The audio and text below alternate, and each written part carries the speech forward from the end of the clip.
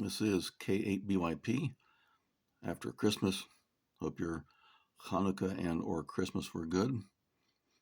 To amaze, amuse, confound, impress, or not you on the topic of favorite topic in amateur radio, bonding and grounding, which hams know nothing about. See my most recent video, actually a repost of it, why to never ground radio equipment, danger. Proof, absolute proof, from a ham whose radio was destroyed, so much so he knows better than to even try to fix it, because he made a mistake of following ham advice and put a ground on his radio. Lightning transit followed the ground up and destroyed his radio. His radio is connected to nothing else.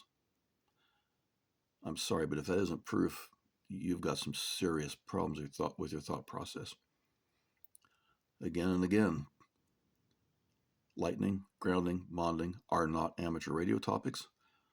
They're not hobby topics. They're not engineering topics. EEs know nothing about this. Did you catch that? Nothing in EE curriculum, at least at the bachelor level, prepares anyone for this topic. This topic is an extreme specialty from the early 1940s with Townsend, and I've quoted him before. This is some of the ugliest doctorate level electrical theory there is. Nasty stuff. This is such an obscure topic that Townsend, and at the same time, I think it was a woman researcher in Europe, wrote works on this, just dripping with high-level math. The next treatment I was able to find on this topic was from a Department of Energy, DOE government library, from a book with even worse math from 1985. To my knowledge, there was nothing published on that in between, and that's a huge gap.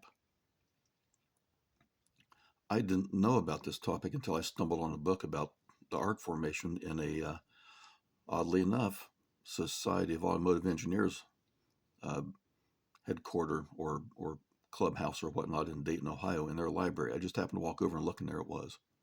It may have been Townsend's book. But automotive is highly interested in electrical arcs, spark ignition. So there's a tie-in. Thought for you between Christmas and New Year's. If you think you're going to use some Mickey Mouse ground wire and ground rod and ham radio theories to do anything about a megawatt discharge coming down from 5, 10, 15 miles through a column of superheated plasma big around as your leg that you can see 5 miles away, you are seriously, my friend, seriously deluded. And part of the point is to express to you just how dangerous this is. This is a life safety topic. That is why it's covered under NFPA, National Fire Protection. This is not a radio topic. It's not for fun. It's deadly. It kills people and burns houses down. You've all heard of the golfer hit by lightning, killed. There is nothing you're going to do to stop this. And I'm going to show you, even if your antenna system is not grounded, I'm going to show you what I refer to as a lightning transformer, what it is. I have another video that shows a tree destroyed by a lightning strike. I think it was a direct strike. That picture was from XAR, Jim O'Neill. He's the IEEE Broadcast Technology Society editor. A dipole antenna tied to the tree didn't do a thing to the antenna. It incinerated the transmission line, and in, I don't know, milliseconds, melted the PL259. Now ponder on that for a minute. To illustrate this point, I've been wanting to use a clip from one of my favorite movies of all time, Ice Pirates, to show you a Mary Crosby quote from the movie that kind of illustrates the point of the fact that how unobvious this is. I still don't think I'll use it. Is that because you consider yourself so charming that this galaxy couldn't survive without you? Or is it simply because you're too stupid to realize just how close to dying you really are? I like the first one, don't you? I think she means it.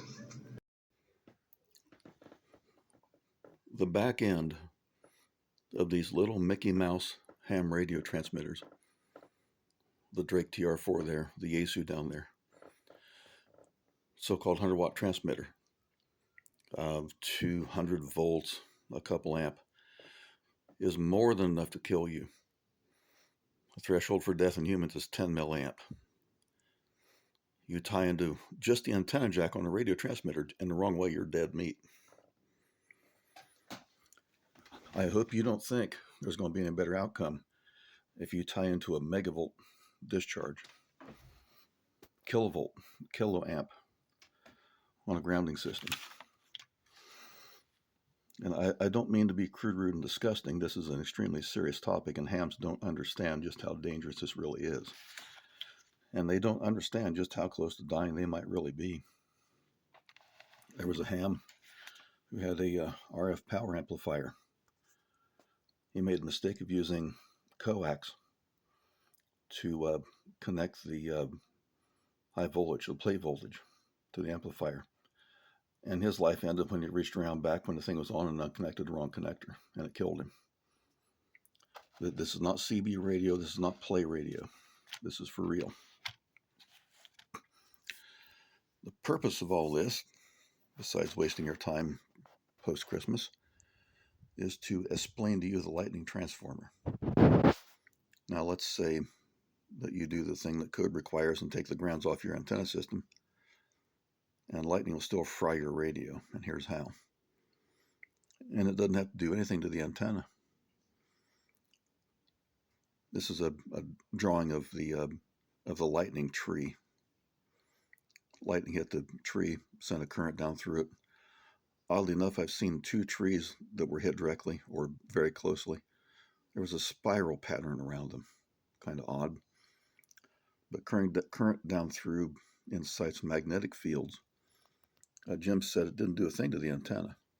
The down lead from the antenna was incinerated. He said there was nothing left except some carbonized fragments of the outer shield. The line, the coax along the ground was not affected, as I recall.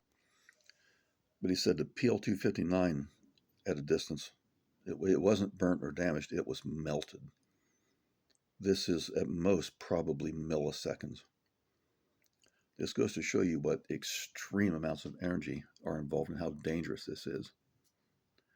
You could be injured just looking at the flash off this, arc flash blindness.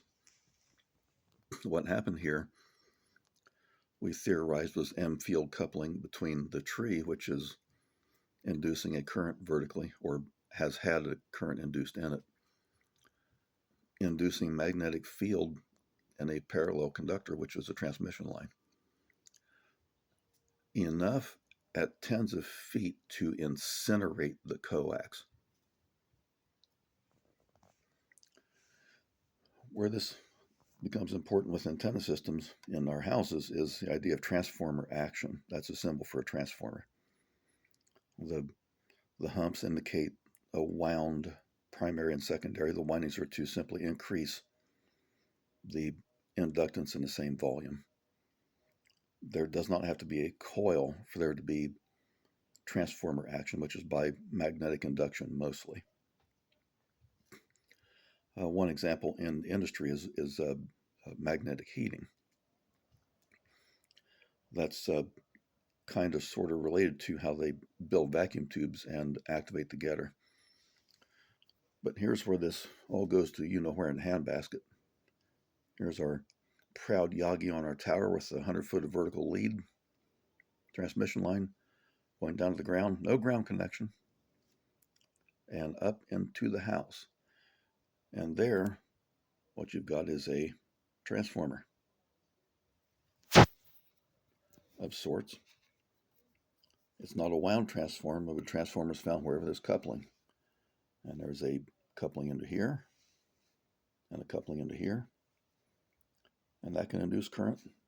And that in theory could also induce current in this vertical segment. Regardless of that,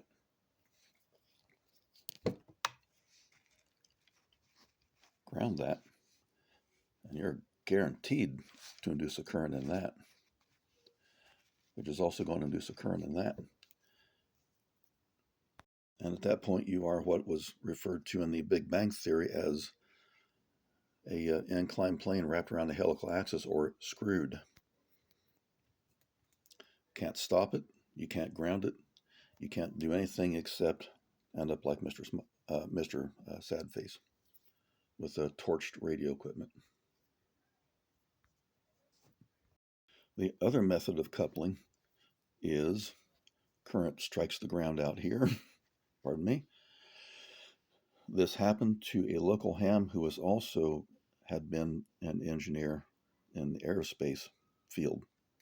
Real smart fellow, but he made a mistake of listening to our local grounding expert and ground his antenna, and afterwards showed me where lightning hit and admitted rather sheepishly and embarrassedly that he had made a mistake in grounding his antenna, because that coupled the energy, like the commenter mentioned in this video, coupled it in through the ground wire into the house, and he said it came within a hair's breadth of destroying new value $20,000 or $30,000 worth of radio equipment. It happened to stop at his power supplies in the basement. But that's coupling between the ground and this line here. And that line is laying on the ground. And if the direction of current flow is that way, in theory, there'll be minimal coupling. But if it lines up, you better tie Tilly, because it ain't going to be pretty. Coupling. I've seen my electromagnetic basics video. The basics of coupling are in a capacitor, voltage potential applied, field lines between parallel surfaces, and magnetic similar. There's a curl and another conductor, then there's coupling. But if there's a current here, there's no magnetic coupling in this conductor. It's perpendicular. There's no parallel area. And that's just crude theory, but that's where to start with this. So don't ground it. It's a code violation. If you want to know what to do, again and again and again, we disconnect for storms. There ain't nothing on the air you need that bad. This is play radio. You got no serious purpose that you need to be on the air during a lightning storm. Hang it up. If you got to do something, see my video about how I use conduit to stop a transient. Steel conduit. Paul Kretko, WA0BAG, worked and lived in the mountains of Colorado. Serious lightning and no ground. There's no ground on solid rock at 10 or 12,000 feet. And he said once upon a time there was a strike on an antenna system. He had a feed line going through a pipe, and he took the pipe out, and the transmission line had been reduced to little copper BBs laying inside the pipe, but it didn't hurt the radio equipment. So here is how you get fooled by this, apart from the grounding question. And again, not only dangerous to equipment, but it could possibly kill you. So remember the movie quote. When there's a megavolt discharge overhead, you may not understand how close to dying you really are. Let's don't go there. KBYP did it.